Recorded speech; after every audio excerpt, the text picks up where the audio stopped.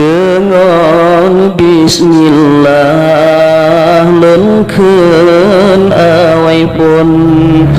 ayon dietron sinya madodat taeh berijang wahai anulun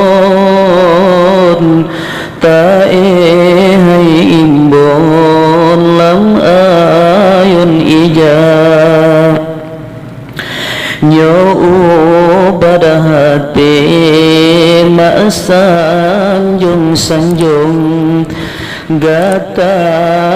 anulun